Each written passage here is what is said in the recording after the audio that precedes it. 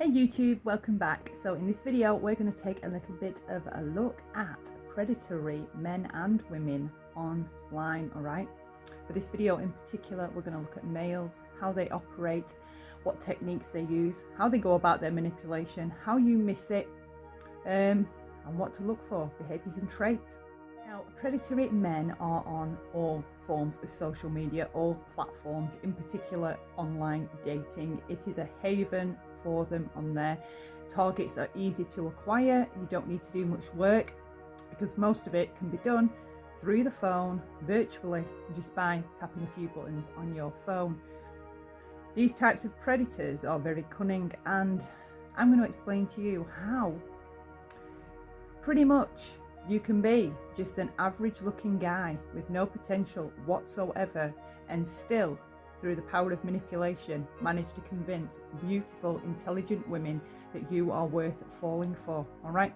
So for this, the platform that we're going to look at in particular is going to be YouTube, because I don't even know where to start with the because there's a lot of them. All right. And there's a lot of women that get fooled and duped by them, and it doesn't matter how you try to warn people or tell them or teach them the signs. People always have to learn for themselves, and while I respect that, sometimes when you can see it happening, it's infuriating. Anyway, recently a new story was exposed about another creator on YouTube, which kind of prompted me more into just getting this video done. Instead of it just being on the list, it shot to the top of the list. All right, because they're so easy to spot if you're looking for the traits. All right, but you have to actively be looking. Okay, when I reflect back on my toxic relationships, of which I had two, I can spot my mistakes, I can spot my errors, and I can take responsibility for the things that I should have done. All right, for instance, giving the benefit of the doubt to someone you've just met. Is that realistic or is that stupid? Well, back then I would have said that was realistic because I wanted to be fair and kind to everyone. All right, I looked through the world, I looked at the world through rose tinted glasses, so it didn't matter who you are or who you were, you would get the benefit of doubt. All right, it took me a long time to realize that is just stupidity. You don't give anybody the benefit of the doubt. Instead of giving the benefit of the doubt, just find out factually instead. Then you don't need to leave anything to anyone's benefit and wonder with any doubt about anything. Another thing I used to do was believe people to be good before they gave me reason to think differently. All right, now I take a different approach. I don't look at people as potentially bad or potentially harmful or predatory, but what I do is I don't assume them to be good just by like a first meeting or even a second and third meeting. I leave that option open. All right, I don't determine or decide anything. I leave that idea open, and as things unfold, that's how I begin to make my decision. All right, because I think it's a lot smarter and a lot more intelligent, rather than just seeing somebody do something good. Wait a bit, observe them, get to know them. You know, even after a year, you don't really know somebody. So for the first part of this, we're going to look at the conditioning that goes on in some of these chat rooms. The creators, the streamers, the hosts, the influencers, whatever you want to call them. As you go into their streams, then you're welcomed, or you begin to get involved in the camaraderie and greet people and say hello, and you know, you just get caught up in the hustle and bustle of things. It's quite, some streams are like really energized, they're refreshing, they're cool places to hang. All right, and it's a lot better than watching the TV because you can interact and have conversation with people in the side chat while your favorite streamer is doing their thing. But this is right where the conditioning begins. All right, the second you enter people's streams, that is where the conditioning begins, because at that point you enter their world, how they see things, their perceptions, their rules, their visions about things, the way they look at things. You're entering a part of their world, and then they project that world back out to you. So often with these types of male predators, you're being conditioned as you enter the stream to see the host the way they want you to see them. All right, so you might go into a stream and you might see, for instance, right, a scruffy guy, looks a bit unkempt, and he's just, you know, doing his thing, with having a lot of banter, and at first impressions you might think, God, that is not somebody I would ever talk to in real life. But as you settle into a stream, you start to get comfortable, the stream becomes to feel familiar. You start getting things in common with the person that's talking. They might speak about things from their personal life or the way they discern or judge things, and you may relate to that. So you begin, after your first impression, to start forming some kind of attachment and bond to the host of the stream. All right, and it's this conditioning that then often leads into actual grooming. Predators, narcissists, and toxic individuals, they're not indifferent to sexual predators, child abusers, in that the format is similar in how they get you to one side, pull you to one side, make you feel special, make you feel cherished, make you feel appreciated.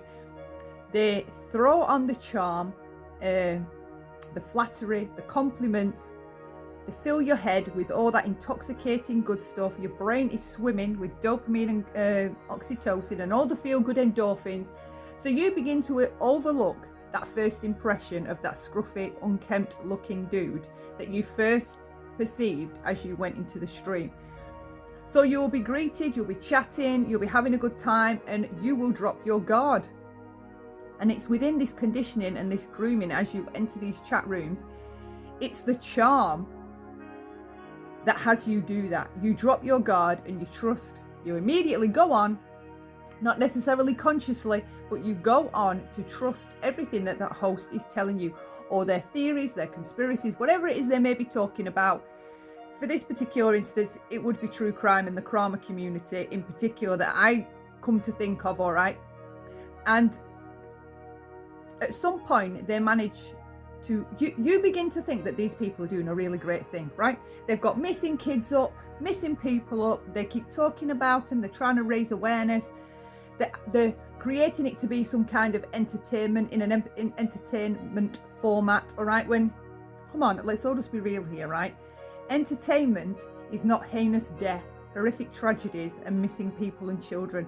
That is an entertainment. It may be classed as entertainment, as a descriptor, right?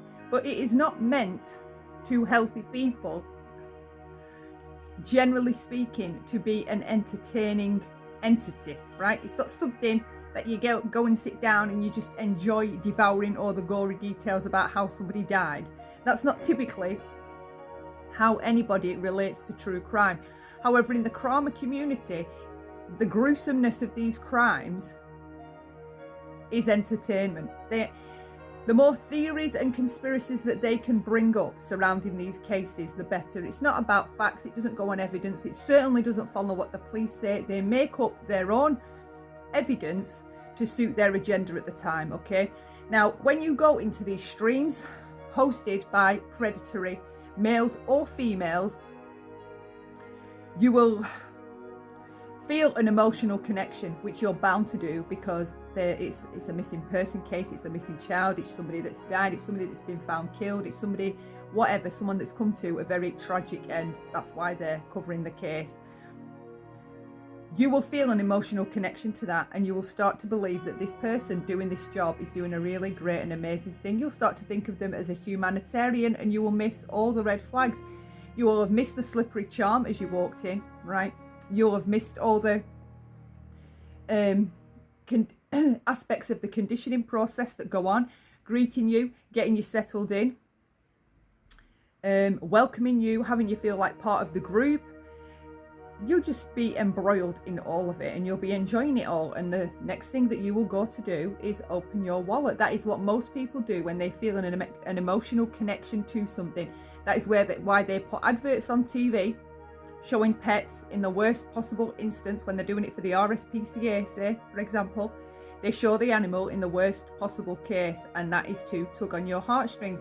When they're showing us children from foreign countries that are suffering, they're having famines and all kinds of terrible things like war, they show those awful circumstances because they know once you see that picture of what is really going on, you may want to help, or you may want to help more than you would have done if you just heard it on the radio, say, because visual imagery can be very effective. So when you're going into these streams, it's important to know and to keep your wits about you, to always keep good emotional and mental boundaries, because you will be pulled in to donating money that's probably not necessarily going to where you think it's going to, nor is it probably likely going to a good person. Quite often, toxic people flock to these kinds of arenas because they know vulnerable people are there to be exploited, and that vulnerable people includes you, because good people will come to help a cause and they will open up their wallets and give their money. Beyond that, these predatory types that run these channels may try to have a relationship with you off the internet, okay? So you may get wrenched up, you may become a moderator, they may start picking you out in chats, giving you a bit more attention than maybe they give other people, saying your name more often, as I said, making you a moderator, giving you some sort of responsibility, and having you, when we receive something and we feel like it's out of kindness and we can't repay that kindness, again, what we will try to do is offer money, okay? Because we feel indebted, or we feel like we need to reciprocate. When you receive a gift, people pleaser types and codependents, they feel like they need to reciprocate, right? So when you are greeted or treated nicely, when those types of personalities are greeted nicely in side chats and made to feel welcome, and the charm's being worked upon you, you feel like you need to reciprocate for all this kindness, the niceness, the welcoming that you're receiving, a lot of people want to fit in, so just for the acceptance, a lot of people want to repay that acceptance, and again, they will reach for their wallets. So like I said, predatory types on these kinds of platforms that I've witnessed, they will try and get you off to the side in some way. Again, maybe they make you a moderator, or maybe they give you their email address so that you can contact them about something and get to talking to you that way. So they will get you off to the side in one way or another. These are the things to look out for, all right? So we've got the charm. That's number one. If you're going into streams and you're witnessing this exclusive, charming behavior, and it may come out or come across as witty, friendly, jokey, jovial. I've made some notes here. I'm just looking for some of them now. Typical that I can't find the column that I need. So they will come across as very outgoing. I said like quick-witted. You'll feel good. That's the first thing you'll notice. You will feel good. You'll feel relaxed. You'll enjoy being there. All right. And it's at that point, when you're witnessing that charming behavior, that you decide that this person is good and trustworthy and you like them, instead of keeping it as more of a marathon approach rather than a sprint. You don't have to decide somebody's good in the first hour or the first week or the first month or even the first year. You just leave it open. It's more long-term, a marathon. You truly get to know if people are good after a long period of time has passed. There is no knowing that somebody's good in a first hour or even 6 months, which makes these online relationships with narcissists even more terrible in a way, because they get people to do things that they wouldn't probably do in real life. So anyway, once they get you to the side, once the charm and all the wit and the outgoing personality has worked you over and they've got you over to the side, so it's just you and them, they're very object-minded, narcissistic and toxic types, all right? And what I mean by that is they objectify human beings. They don't see human beings as a type of human being, like a autonomous individual. You are an object that is causing them a distraction. You're a distraction to them, right? Very often they will send explicit pictures very early on, and they will be uninvited. Narcissistic men do this a lot. In fact, they are known for doing it in the narc awareness community. Narc men are known for sending dick pics straight away, even, right, without even starting up a conversation. And by doing that, a man in this case is letting you know what they're thinking about. All right, so they're objectifying you. All right, because they're taking you now to a sexual place, letting you know that they want to have sexual conversation, and that is the way that they're looking at you.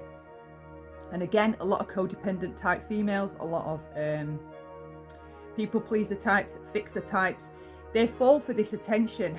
And a lot of us, even though I'm codependent in recovery, seem to see this type of attention as flattering, right? Instead of it being debasing and dehumanizing, right? Because they're just treating you like an object. They're just sending you that. That's what you get to open up into your messages. Codependent and people pleaser types will often see it as a compliment, a flattery, because to them they may interpret it as though this person wants them right now. And for that type of a person, a codependent person, that's a rush. All right, they know what they're doing, these types of predators. So they will try and get you into a back and forth of sexting, maybe having dirty conversations via voice notes, sending videos of yourself. These are red flags.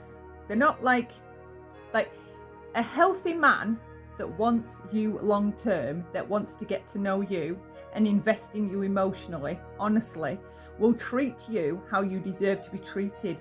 They will not sexualize things. They will not send dirty pics like that in the early days of the early stages. They will respect you. They will just, like, it's almost as though these types of characters that they target, these types of personalities, they know that this attention will be very dizzying, okay, to a codependent people pleaser type. They know what they're doing when they're directing all of this attention onto those types. But again, this sexting is very dangerous, and apart from it being a red flag, it is often used later down the line to control you in some way, to keep you in line, to threaten you with, to keep you under some kind of control, again, dehumanize you with, because later it's often thrown in your face. Look at you, you slut. Look at you, you hoe, you whore. Look at all the pictures that you were sending me. They will weaponize what they got you to participate in against you in order to absolutely mind fuck you. These types of men, these predatory types of men that operate in this way, that treat women like objects, that are abusive, that are very narcissistic, that are very much about short-term enjoyment, satisfying impulses and urges right then. These types of personalities often do have some kind of DV history in their background, or other like minor misdemeanors. The things that I'm listing off now, these are things that you need to look out for and avoid. These are traits you need to avoid. You are worth more than some random dude sending you dirty and disgusting pictures, treating you like you don't matter for most of the time, and just using you. You're worth more than that. Healthy men don't treat healthy women in this way. The whole dynamic from the start is toxic. Your loneliness will be weaponized and used against you. All your vulnerabilities will be weaponized and used against you. If you're going through a grief or a loss of some kind, they will throw that in your face, or these are the types that will make sure to not be around when you need them the most. These are the types that withhold. When they know you need love and affection, or you need an extra bit of attention, or you need a bit of extra loving care, they are the types that withhold doing that at those times on purpose to cause mind torture. These are the tricks they play. They'll work on your abandonment issues. So they will always keep you in a thinking space that you're replaceable, or that they may leave or could leave, or that you're not good enough, or that somebody better may come along and get their attention. You don't ever feel stable with these types of men, all right? You never know what's coming next. There's always a period of arguing and making up, and they will convince you that that kind of arguing is normal, that all couples argue. It isn't normal, and it isn't healthy, all right? Healthy adults don't have hate-filled, abusive language in their arguments, all right? They're just not the same type of arguments whatsoever. These types of men are serial cheaters. They will have different partners, and they will work on keeping those separate, or they may have an ex or one of them in the loop somehow, and they'll be playing the triangulation aspect where they're playing games with both her and the other girl, to keep you on your toes, to make you feel like you can be replaced, to make you feel like you need to fight to keep this guy, to prove how good you are, that you are more deserving than the other girl of him, right? They're the kinds of games they're working on. Again, the abandonment issues, letting you think that they may go, or that you need to prove all the time that you're good enough, that you have to, they will keep you competing or feeling as though you need to compete in order to keep them around or keep their attention. They will let you know that other people find them attractive when they don't. And these types of average looking men that in real life have absolutely no potential whatsoever find a haven on social media because they can recreate and reinvent themselves to be the types of men that healthy kind, that normal women want to be around. They're, you know, they're playful, they're fun, they're quick-witted, like I said, they're very charming. I mean, there's a lot of narcissistic personalities that have been on YouTube, past or present, that are narcissistic and abusive. But at other times when you catch them, they are very, very, very entertaining. They can keep you laughing for a long time. They're quite funny. It's just a shame they're not like that all the time. But there is an effect, there is a draw there that draws people to them, okay? And it's that charm. Toxic people, more the overt types, like not the covert narcissist isn't really charming at all. They're very quite like shy seeming, and they work on making you feel sorry for them. They work on your nurturing side, okay? That's how those types tend to manipulate you. But these types that are on YouTube, these more like social, communal narcissists, shall we say, they are very, very good at drawing you in, pulling you in, believing in what it is that they're doing, and just suckering you in one after the other. They're amazing at it. They're amazing at it. And if at any point they get caught out, they can just go away for a short period of time, come back and reinvent themselves, and there'll be a whole another load of women throwing themselves at this creator. People, I don't even know what to say. Like, people just don't learn. People just do not learn. So anyway, I have got some text messages that are real text messages, but within these text messages, they show how the manipulation shows up, all right, and what to watch out for, and how they shift things from being their fault onto you and make it about you, and you become to blame for any cheating, for any mishaps, for being hit, beaten,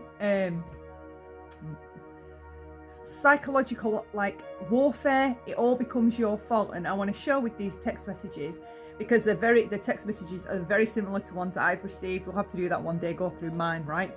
And show you what I was like as well, responding back. I used to lose my mind. But I want to show this in a way that helps people see what to look out for or what's going on, instead of getting drawn into it even further.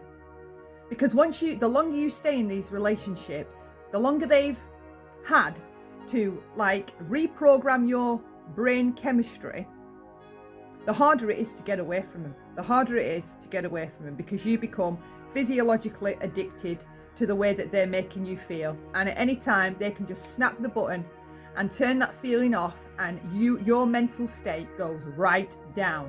You don't want to live, you can't function, you can't think straight, you're ruminating, going over and over and over things. I mean, even your children can be in the same room and you will not be able to concentrate.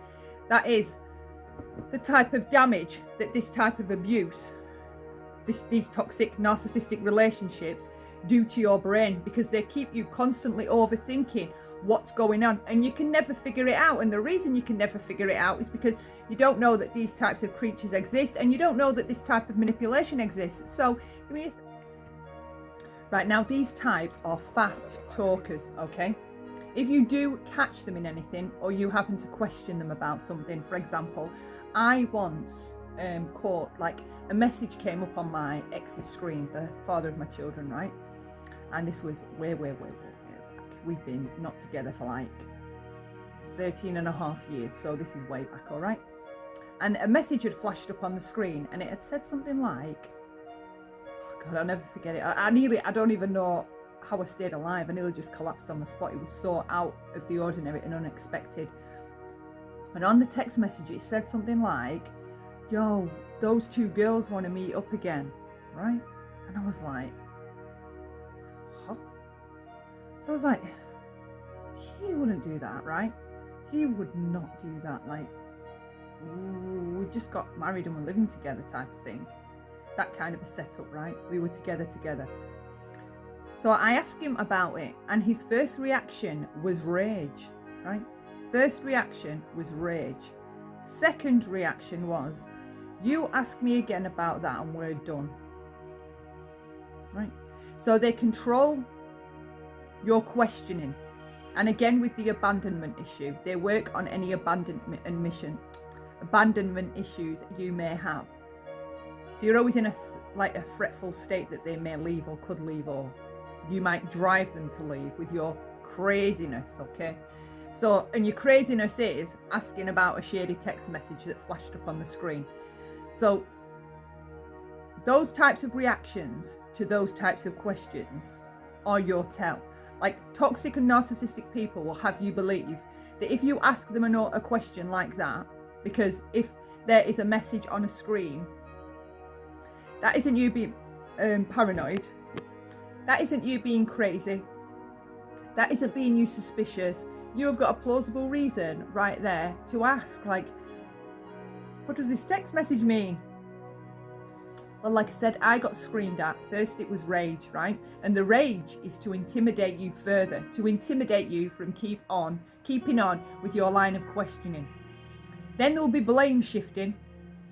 So it'll be your fault that they got that message. You're misinterpreting it. You're reading into it wrong. It wasn't meant for me. It was meant for my friend, even though it's got your name on it.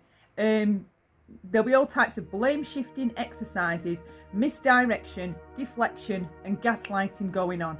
Now, if I was with somebody and that kind of message flashed up on my screen, yo, Sonia, those two guys want to meet again, right?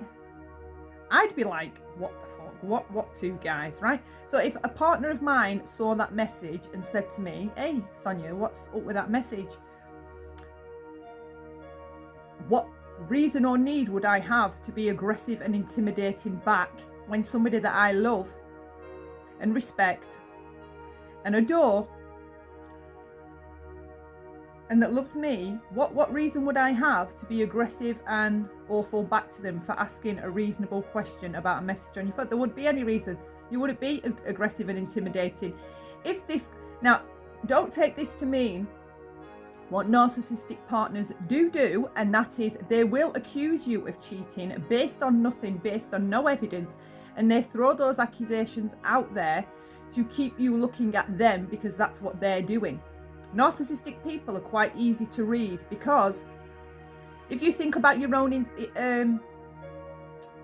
interpretations and perceptions about things, if you think about it, right, and then you look at the way you offer opinions, most of your opinions, unless you're conscious of it, which I had to get conscious of being objective and critical instead of emotional and always looking at things from my point of view.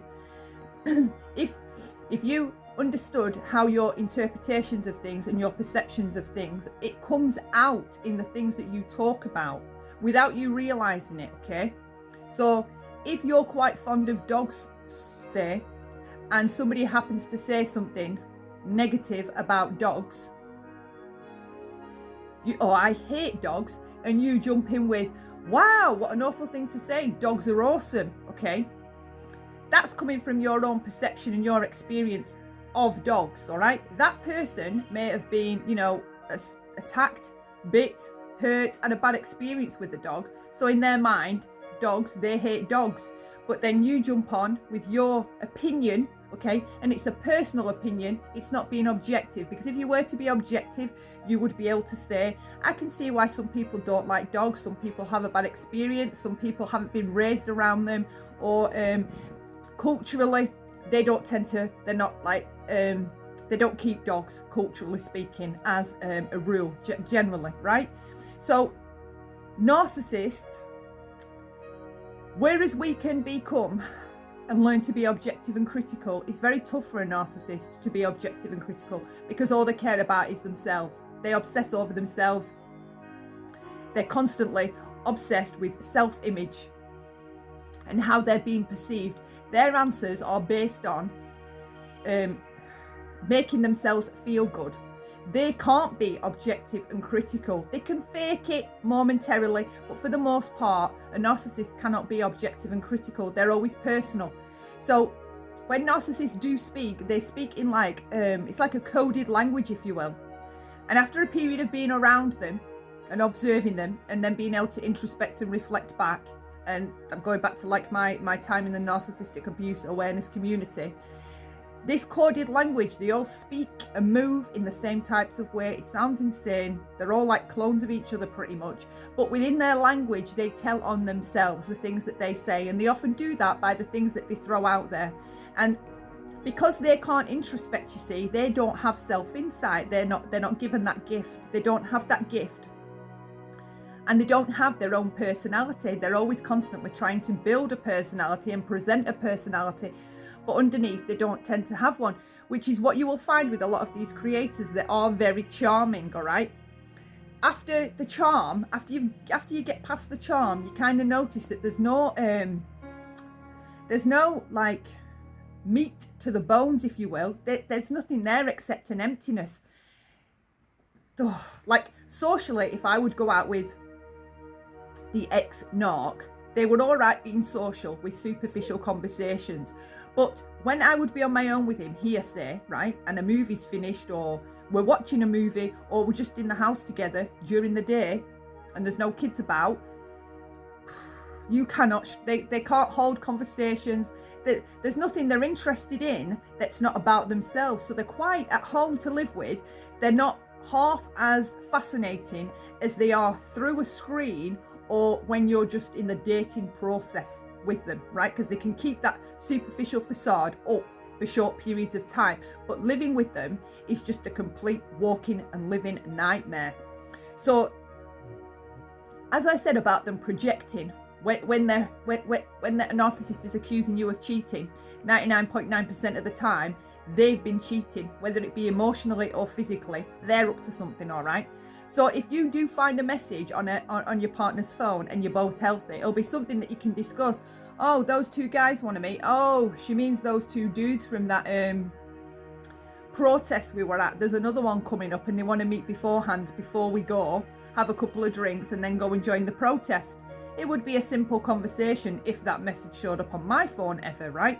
But with a narcissist, that's not the case.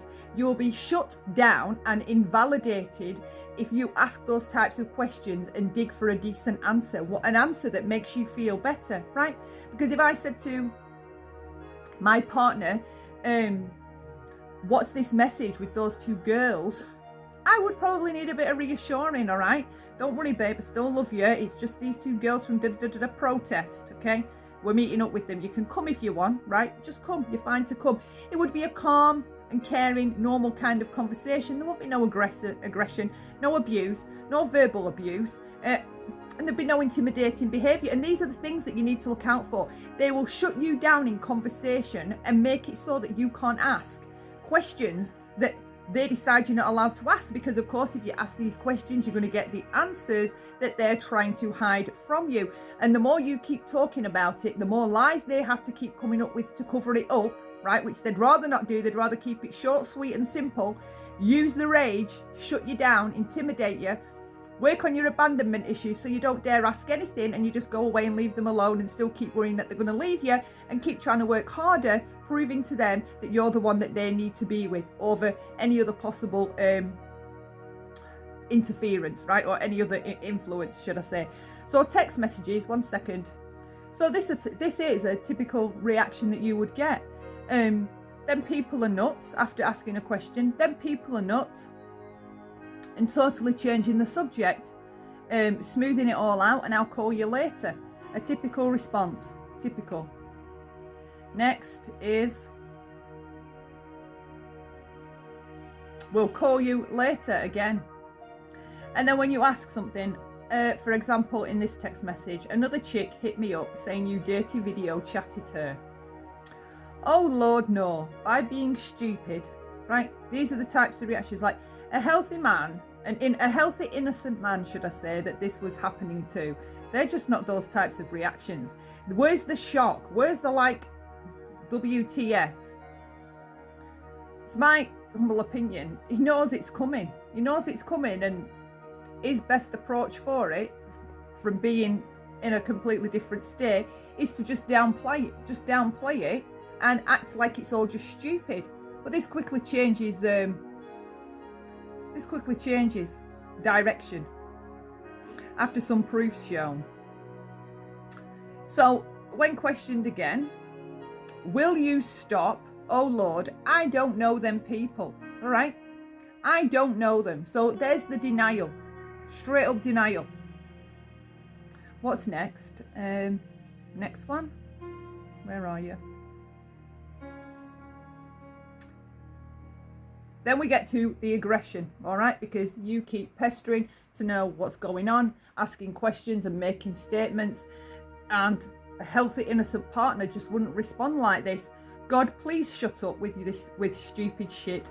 You let this YouTube stuff fuck your head up. I got shit to do, right? Total blame shifting, and there's throwing the blame back at you, all right? That this is your fault because you let this stuff get to you, as though, and there's the gaslighting. There is the gaslighting. You let this shit get to you to fuck your head up, all right? It's absolutely nothing to do with me and everything I'm doing with numerous women behind the scenes. It's your fault, okay? You. It will always be you. Always.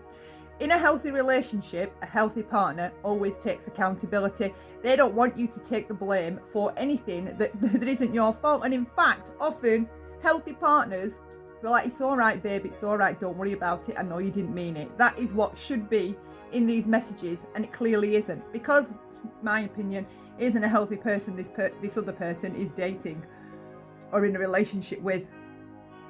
And then you will get more gaslighting. Are you crazy? Right? That's one of the favourite lines of the narcissist. Are you crazy? You're crazy. You're a stalker. You're a liar. You're making it up. You're over the top. You're a drama queen. All of those terms are terms you can expect to hear in a relationship with this kind of person. So reflect. Introspect. All right? Get smarter. There is a way to spot these types from the beginning, and that's the only thing I'm trying to spell out here. Look for charming behaviour. Notice it, right?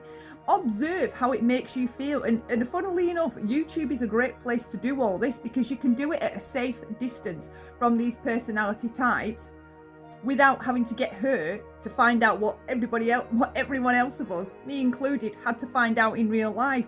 Look for the charm. The conditioning and the grooming type behaviour start from you going in these streams and getting on a kind of like a first name basis with these male hosts, right? I have a personal rule, all right? I don't trust dudes in shades and caps. Never have since I arrived on there, because it gives them an extra layer to throw out, to project outward, to alter your perception of them. It's supposed to be this cool, chilled, laid-back dude, but no. Not in my humble opinion. I'm going to put in a couple of examples, I think, of charming behaviour and exactly what I'm talking about, all right? And that is your first red flag. That's your first red flag to notice. Conditioning starts early on from you going in the stream. And sometimes you can inadvertently end up becoming flying monkeys for these narcissistic creators, these male narcissistic creators, because they are very good at working on a woman's nurturing side and having you feel like you want to defend this sweet guy that doesn't do anything wrong, and all these crazy women are making up crazy stories about him. A load of rubbish. You inadvertently become enablers and flying monkeys, because anybody that does come forward, you've already been conditioned that this guy's like, he's great, this guy, he's amazing, this is a good guy, look what he's doing, he's trying to help missing children and help missing people and raise awareness of heinous crimes and tragic deaths, right? No, he isn't. Don't ever allow yourself to become a flying monkey for a host or a creator. Don't form emotional connections to these hosts and creators just because you like going in their side chats and their streams. Enjoy that for what it is, right? Don't be making parasocial bonds with these creators and opening your wallets and purses up freely and just throwing all your money at them, because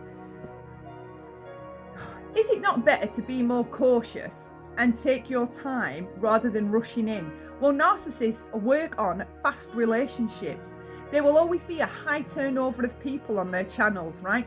They rush you in, love bomb you, charm you, flatter you, coax you in, right? So you're all in behind them, you believe in them, you believe in their mission, you're throwing money at them, and then that's it, you suck it in. And it takes, once you've gone through those measures, those manipulative measures of falling for the charm, it is very hard to get out of it. And that's when you'll hear people say, I don't know how I didn't see it because it was right in front of me. How many times do you hear that? How did I not see it? But I was so stupid, right?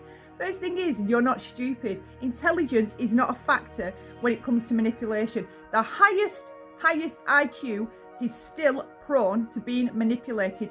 I know of psychologists personally, I know of psychiatrists personally that have been manipulated and married to narcissists or narcissistic type personalities. Psychiatrists and psychologists. Now think about what I'm saying. They are schooled in disorders, or should be.